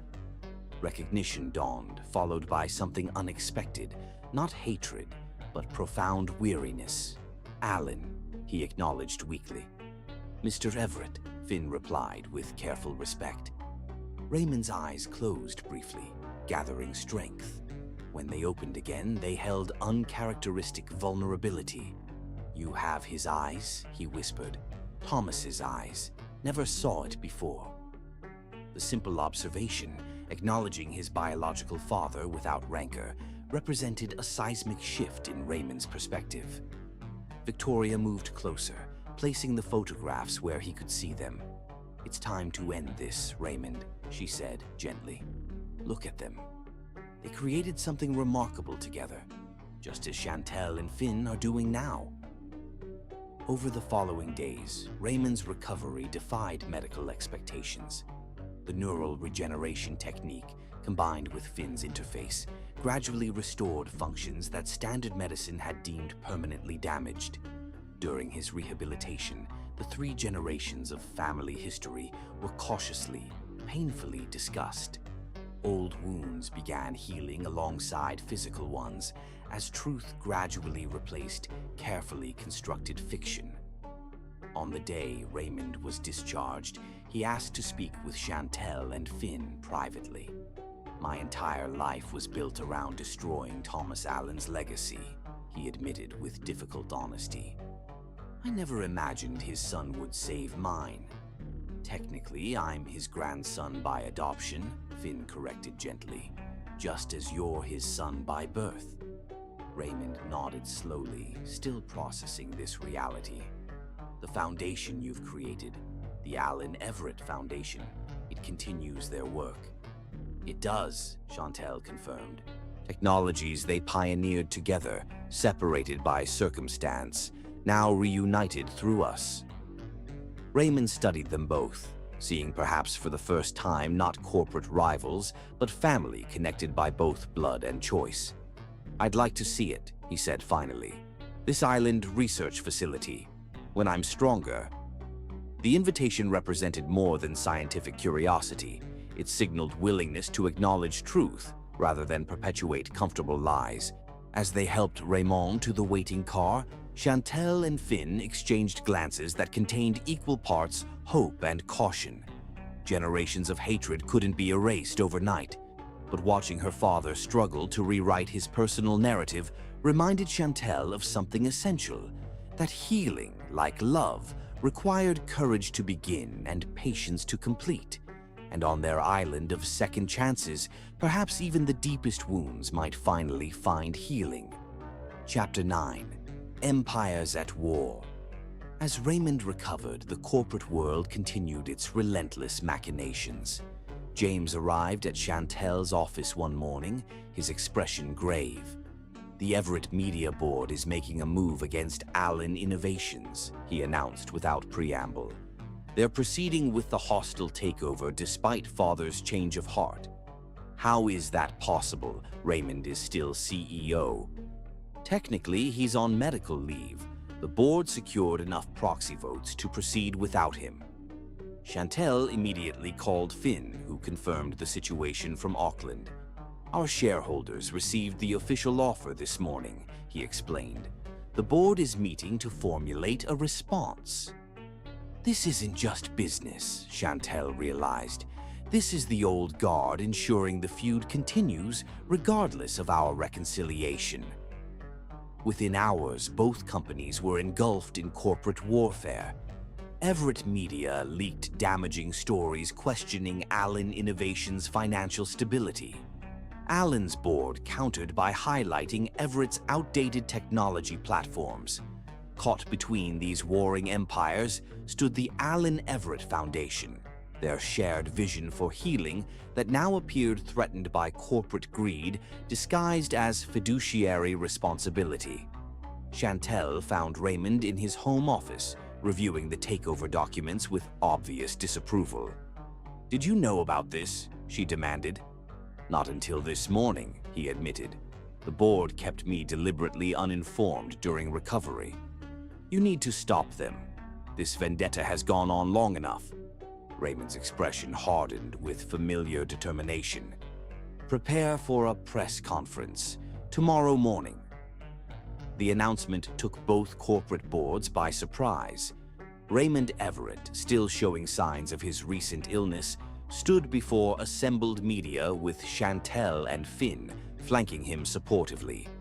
"For 40 years, I believed a lie about my origins," he began, his voice steady despite his physical frailty.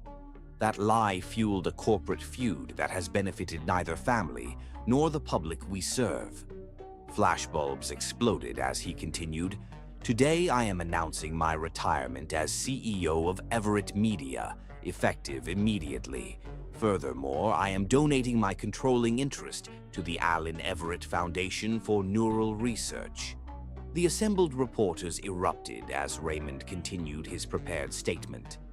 "The foundation, led by my daughter, Dr. Alexandra Chantel Everett, and her husband, Finn Allen, will hold these shares in trust, ensuring both companies focus on collaborative innovation rather than destructive competition." The corporate earthquake triggered by Raymond's announcement sent shockwaves through Wall Street. Both companies' stocks fluctuated wildly as analysts scrambled to assess the implications of this unprecedented restructuring. "You've effectively created the merger they feared," James observed later in Raymond's library, "but on your terms rather than theirs." "I've corrected a historical injustice," Raymond replied. "Thomas and Elizabeth's work was meant to heal, not divide. This ensures their legacy continues as they intended." For Chantel and Finn, the corporate maneuvering represented both victory and new challenge, as foundation directors now controlling significant portions of both family companies. They faced intense scrutiny from board members accustomed to prioritizing profit over purpose. "They'll fight us at every turn," Finn acknowledged as they reviewed foundation priorities, especially the research funding allocations. "Let them," Chantel replied with the same determination that had kept them alive on their island.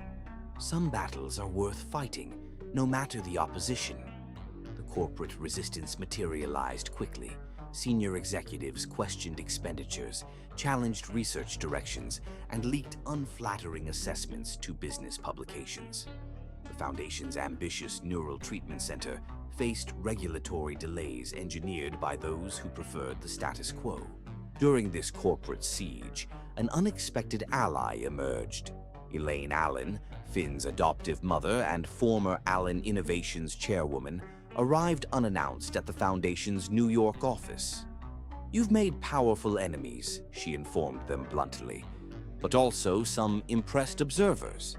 She placed a leather portfolio on their desk, opening it to reveal documents bearing the Allen family crest. "Thomas's original research notes, preserved by my late husband. I believe they belong with the Foundation now." The gesture represented more than historical artifacts. It signaled the older generation's gradual acceptance of the new order Chantel and Finn were establishing. "The boards will continue fighting," Elaine warned. "Old hatreds don't dissolve overnight, even when their foundation is exposed as fiction." "We're prepared for the battle," Finn assured her. Elaine studied her adopted son with unexpected emotion. "Thomas would be proud of what you're building together. It's what he and Elizabeth envisioned before circumstances tore them apart." As corporate pressure intensified, Chantel and Finn retreated periodically to their island research facility, drawing strength from the place where their connection had first formed. There, surrounded by scientists dedicated to healing rather than profit margins, they refined the vision that had united them despite generations of division. "Perhaps we should make this our permanent headquarters," Chantel suggested one evening as they watched sunset paint their lagoon in brilliant orange. "Let the corporate world exhaust itself with infighting while we focus on what truly matters." "Running away?" Finn asked with gentle challenge. "Strategic relocation," she corrected with a smile. "This island has always shown us truth when the outside world offered only comfortable lies." The solution emerged unexpectedly from Raymond, who had been quietly observing the corporate conflict from recovery. During a Foundation board meeting, he proposed restructuring both companies under a holding entity controlled by the Foundation. "Let the profits serve the purpose, not the reverse," he suggested, echoing Thomas and Elizabeth's original vision. Neural interfaces designed for healing rather than shareholder value. The proposal ignited fierce corporate resistance, culminating in a shareholder meeting where generations of business philosophy clashed openly. Old guard executives argued fiduciary responsibility, while Chantel and Finn presented a vision of corporate purpose beyond mere profit. When votes were finally tallied, the Foundation's restructuring proposal passed by the narrowest margin, a victory for healing over hatred, for shared vision over divided competition. That night, celebrating on the rooftop garden of their Manhattan apartment, Chantel and Finn recognized how far they had come from desperate castaways fighting for survival. "We've transformed more than companies," Finn observed, raising his glass to the illuminated skyline. "We've rewritten a family narrative that seemed unchangeable." "From forbidden love to corporate revolution," Chantel agreed. "Not bad for two people who met at a yacht party." Their laughter, shared beneath Manhattan stars so different from the Tahitian constellations that had witnessed their beginning, contained the hard-won wisdom of those who had lost everything only to gain what truly mattered. Chapter 10: Legacies Unearthed. 6 months after the corporate restructuring, the Allen Everett Foundation had established treatment centers in New York, Auckland, and their Tahitian island headquarters. Their neural regeneration therapy had successfully treated over 200 children previously considered untreatable. On a rainy Tuesday morning, Chantel's assistant interrupted her with unusual urgency. "Dr. Everett, they found something at the old Everett Media Storage Facility. Your mother says it's important." The aging warehouse in Queens housed decades of company archives. Victoria waited inside alongside an archivist holding a metal lockbox stamped with Elizabeth Everett's initials. "It was hidden behind a false wall," Victoria explained, "discovered during renovation." The lockbox contained Elizabeth's complete research journals, correspondence with Thomas Allen, and something unexpected: a sealed letter addressed to "My son, Raymond, when you're ready for truth." Chantel delivered the letter personally to her father, who had relocated to a Manhattan penthouse during his recovery. His hands trembled slightly as he broke the seal on his mother's 40-year-old message. "She knew," Raymond said after reading. "She knew Harold wasn't my biological father, but hoped we might develop a relationship anyway." Elizabeth's letter detailed her love affair with Thomas, their research collaboration, and Harold's ultimatum when he discovered her pregnancy.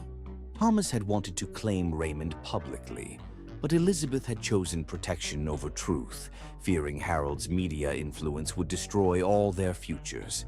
Most revealing was Elizabeth's final plea: find Thomas. He created something remarkable to honor our work together. It should belong to both our families, united rather than divided. This cryptic message sent Chantel and Finn to Allen Innovations' historical archives. In a long-abandoned laboratory outside Auckland, they discovered the original neural interface prototype, the device Thomas and Elizabeth had designed together before circumstances tore them apart. "This is decades ahead of its time," Finn marveled, examining the elegant design that incorporated both creators' distinctive approaches. More significant was Thomas Allen's handwritten dedication etched into the base: "For Elizabeth and our son. May what we created together heal what circumstances divided." They brought the prototype to Raymond, who studied it with complex emotions. "All those years fighting against Allen Innovations," he reflected quietly. "I was actually fighting against my own father's legacy, a legacy created partly for me." "History doesn't need to dictate the future," Chantel reminded him gently. The unearthed prototype became the cornerstone of the Foundation's expanded research initiative. When Finn arranged its display in the Foundation's museum section, he placed Elizabeth and Thomas's photographs alongside it, acknowledging both creators whose vision had transcended the circumstances that separated them. As the Foundation's influence expanded, they received an unexpected communication from Elaine Allen, who had maintained careful distance since delivering Thomas's research notes. "There's something else you should see," she wrote. "Something Thomas created before his death. I believe it belongs with Elizabeth's letter." In the Allen family's Auckland estate, Elaine presented them with a sealed envelope bearing Thomas's distinctive handwriting. "For my grandson, Finn, when he finds his way to Elizabeth's granddaughter." Inside, they discovered legal documents transferring ownership of a private island in the Tahitian archipelago, Motu Tapu, the very island where they had washed ashore. "He bought it the year before he died," Elaine explained, "left instructions that it should pass to his descendants only when the Everett and Allen families were reconciled." How could he possibly have known? Chantel wondered, astonished by this revelation. "Thomas always believed truth would eventually surface," Elaine replied. "He said Elizabeth's granddaughter would have her insight, while his grandson would have his stubbornness. Together, they might heal what he and Elizabeth couldn't." The storm, Finn realized suddenly. Of all the places in the Pacific we could have washed ashore. "We landed on the island Thomas had designated for our eventual meeting," Chantel completed his thought. "An island whose name literally means forbidden sanctuary." The revelation transformed their understanding of their journey. Not random disaster, but destined reunion, orchestrated across generations by those who had loved despite circumstances, but been separated by their era's limitations. When they shared these discoveries with Raymond during his first visit to the island facility, he studied the lagoon where Chantel and Finn had first struggled for survival with new perspective. "Thomas and Elizabeth created neural interfaces to connect minds," he observed thoughtfully. "Perhaps they understood more about connection than science has yet explained." On the anniversary of their island rescue, Chantel and Finn returned to the exact beach where they had washed ashore as desperate strangers. There, surrounded by the Foundation team, they buried a time capsule containing both families' research journals alongside their own island survival diary. "For future generations," Chantel explained during the small ceremony. "So they remember that sometimes losing everything is the only way to find what truly matters." Raymond, attending despite his still limited mobility, added his mother's letter to the collection. And so they understand that truth, however difficult or long delayed, ultimately serves healing better than comfortable fiction.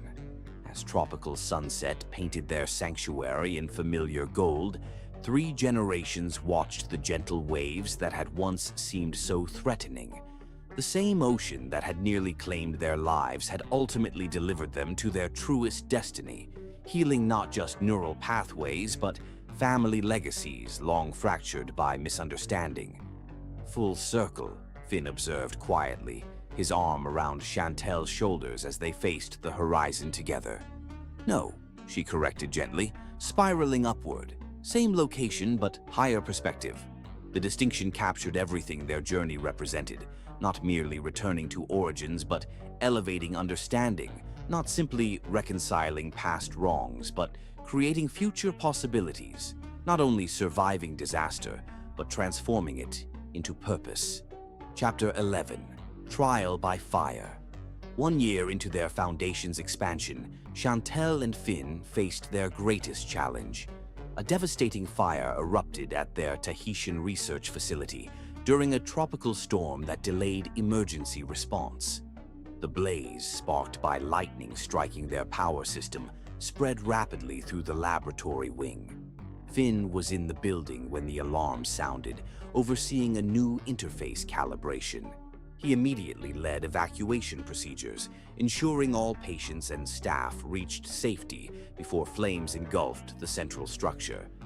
Chantel, awakened by emergency alerts in their private quarters, rushed to the facility only to learn Finn had returned inside for the research servers containing irreplaceable patient data and treatment protocols.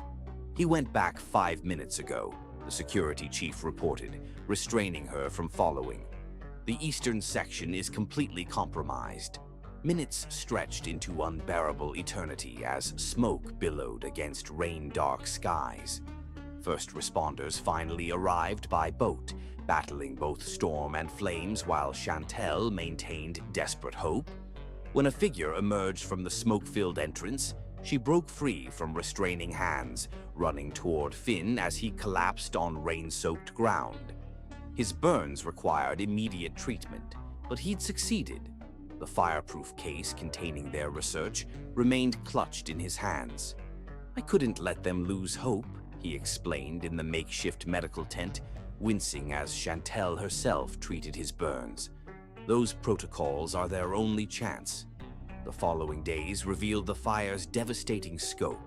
Half their facility lay in ruins, specialized equipment destroyed, rehabilitation spaces rendered unusable. Though no lives were lost, the Foundation's future seemed suddenly precarious. James arrived from New York, representing both family concerns and corporate interests. "The boards are questioning the rebuild investment," he reported with uncomfortable directness. "Some argue for consolidating operations at the Manhattan facility instead." "This isn't just a building," Chantel countered fiercely.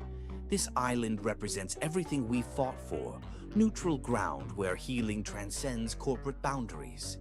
As Finn recovered, news of the disaster spread through medical communities worldwide. Then something unexpected happened. Offers of assistance poured in from doctors, researchers, and institutions they'd collaborated with. Former patients and their families launched fundraising initiatives. Even competitors offered equipment loans until replacements could be secured. Most surprising was Raymond's response. Against medical advice, he flew to Tahiti, arriving with architectural plans already drafted. "The rebuild begins immediately," he announced without preamble. "I've liquidated my personal art collection to ensure funding regardless of board approval." The gesture represented more than financial support. It signaled Raymond's complete evolution from antagonist to ally, from divided loyalty to unified purpose. "Elizabeth and Thomas would want their legacy to continue here," he explained simply when Chantel expressed gratitude. Together, they surveyed the damaged facility, salvaging what remained while envisioning something stronger rising from the ashes. The crisis had sparked unexpected unity among previously cautious allies, transforming corporate stakeholders into true believers. 6 weeks into reconstruction, legal complications arose. Insurance investigators questioned the fire's origin, suggesting potential negligence rather than natural causes. Internal documentation revealed safety protocols had been modified shortly before the disaster. Someone deliberately compromised the lightning protection system, Finn realized, reviewing maintenance logs. This wasn't an accident. The revelation triggered immediate security investigations and legal proceedings. Evidence pointed toward industrial espionage, competitors attempting to access proprietary protocols through created chaos. When authorities identified the suspected saboteur, a recently hired maintenance worker with falsified credentials, the case expanded into something more sinister. The man had connections to a pharmaceutical conglomerate whose neural medication patents faced obsolescence if the Alan Everett regeneration therapy became standard treatment.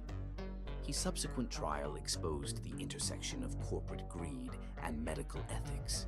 Chantel and Finn found themselves providing testimony that extended beyond specific sabotage to address the Foundation's broader impact on entrenched healthcare profit models. "Our approach threatens those who benefit from treatment rather than curing," Chantel explained to assembled media during a courthouse recess. "Permanent neural regeneration eliminates lifetime medication dependencies." The legal battle transformed into a philosophical referendum on healthcare priorities: profit versus healing, maintenance versus cure, corporate interests versus patient outcomes. Throughout proceedings, their island facility continued rising from ashes, redesigned with enhanced safety features and expanded treatment capacity. What opponents had intended as devastating setback had instead catalyzed accelerated growth. When the verdict finally arrived, guilty on all counts for both the saboteur and corporate executives who had orchestrated the plan, it represented vindication not merely of their security protocols, but of their entire healing philosophy. Some fires destroy, Finn observed as they reviewed the nearly completed reconstruction. Others refine and strengthen. The metaphor applied equally to their facility and their relationship, both tested by extreme circumstances, both emerging more resilient for having endured the trial by fire. As patients returned to the rebuilt island sanctuary, Chantel noticed something profound. Raymond, working alongside Foundation staff, his recovery from stroke now complemented by newfound purpose, sharing Elizabeth and Thomas's true legacy with children benefiting from their combined brilliance. "I spent decades destroying what they created," he admitted during a quiet moment, watching sunrise from the new observation deck. "Now I finally understand what they were building." The Foundation emerged from crisis stronger than before, its mission clarified through adversity. The attempted destruction had paradoxically secured its future, transforming cautious supporters into committed advocates. As Chantel and Finn surveyed their restored sanctuary, scars from both fire and storm remained visible, constant reminders that creation often requires surviving destruction first. "We should keep some of these burned sections exposed," Finn suggested, indicating charred support beams now incorporated into the new design. Reminders that damage doesn't diminish strength. The suggestion perfectly captured their journey, from shipwreck to sanctuary, from corporate warfare to healing collaboration, from deliberate destruction to purposeful rebuilding. Like the island itself, they had weathered storms, both natural and manufactured, emerging not merely intact but somehow more authentic for having endured. Chapter 12. Swept Away by Love. 5 years after washing ashore as desperate strangers, Chantel and Finn stood on their island's highest point, watching a procession of boats approach their expanded facility. The Foundation's 5th anniversary celebration had drawn supporters from across the globe: medical pioneers, corporate partners, grateful families, and the ever-growing team that had transformed their vision into worldwide reality.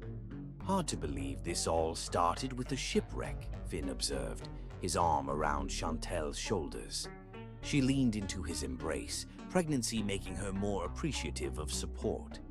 Their first child, conceived after years of prioritizing Foundation establishment, would arrive within weeks, adding another dimension to their already remarkable journey. "Not just any shipwreck," she corrected, "a destined one if we believe Thomas's letter." The celebration embodied everything they'd built together, not merely a medical foundation, but a new paradigm where corporate resources served humanitarian purpose rather than shareholder value alone. Their neural regeneration protocols had expanded beyond pediatric applications to treat stroke victims, trauma survivors, and neurodegenerative conditions worldwide. Raymond arrived early, his mobility almost completely restored through their therapies. He brought an unexpected guest, an elderly man whose features struck Chantel immediately. "Alexandra," Raymond said formally, using her full name to signify the moment's importance. "This is Dr. Harold Everett Jr., my half-brother." The revelation stunned her. Another branch of family history, previously unacknowledged, now stood before her, living proof that Elizabeth's story extended beyond what they had discovered. "Thomas and Elizabeth had another child," Harold explained as they walked the facility grounds. "Born after we lost her. I was raised by Thomas and his wife in Switzerland, knowing only that my mother had died tragically." This missing piece of family history completed their understanding. While Raymond had grown up as Harold Everett's son, Believing Thomas Allen his enemy, Harold Jr. had been raised as Thomas's son, unaware of his connection to the Everett dynasty. "He found me after reading about the Foundation," Raymond explained. "Recognized Elizabeth's eyes in my photographs." The brothers, united by blood but separated by circumstances until both were elderly men, represented the final healing of a family fractured decades earlier. Their reunion, facilitated by the very foundation built from that fracture's reconciliation, embodied completion of a cycle begun before Chantal and Finn were born. As celebration formalities commenced, guests assembled on the beach where Chantal and Finn had first struggled for survival. There, surrounded by those who had supported their journey from castaways to visionaries, they unveiled the Foundation's most ambitious initiative yet: worldwide access to neural regeneration therapy, regardless of patients' financial resources. "From this island of second chances," Chantal addressed the gathered supporters, "we're building bridges to those who have been told healing is impossible, not because it's profitable, but because it's right." The announcement represented everything they had fought for: transformation of personal connection into global healing, elevation of shared purpose over inherited division, triumph of collaboration over competition. As evening approached, celebration transitioned to commemoration.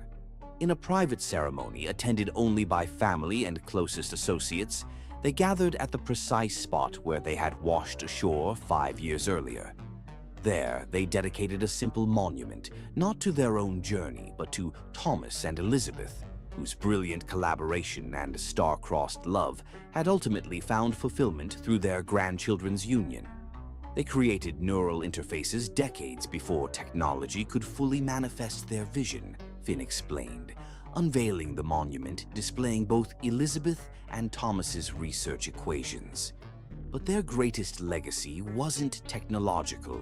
It was the understanding that true connection transcends circumstance.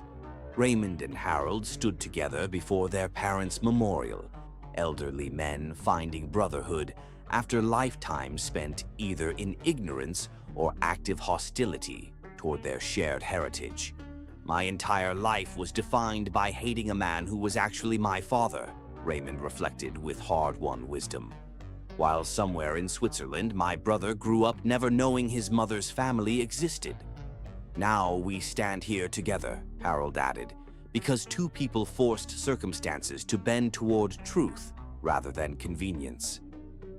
As twilight painted their sanctuary in familiar gold, guests dispersed to various celebration venues across the expanded compound. Chantal and Finn remained on their beach, drawn to the shoreline where everything had begun. 5 years ago, we fought the current just to survive another day," Chantal mused, waves lapping gently against her bare feet. "Now we're changing medical paradigms and reuniting families separated for decades." "Not bad for two stubborn people who spent their first week together arguing over shelter design," Finn replied with characteristic humor. Their laughter, shared beneath the emerging stars, contained the easy intimacy of those who had seen each other at both their most vulnerable and most triumphant.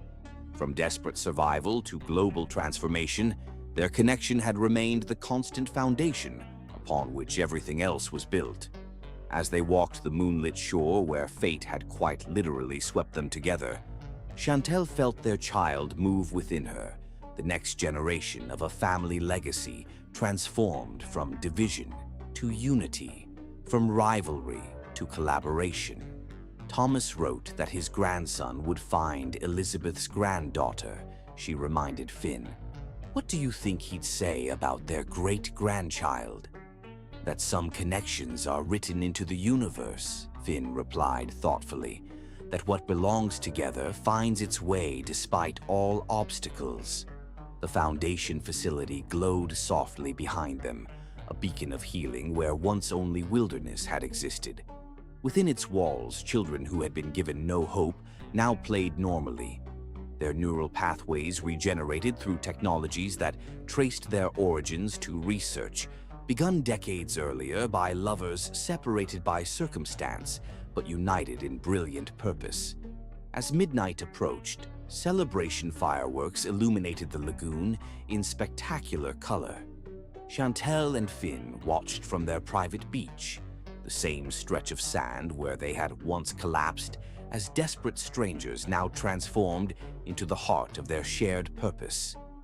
"Worth getting shipwrecked for?" Finn asked softly, his hand resting on their growing child. "Worth everything," Chantel affirmed, leaning into his embrace.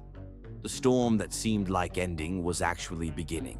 As fireworks painted the night sky above their island sanctuary, their joined silhouettes represented everything their journey embodied.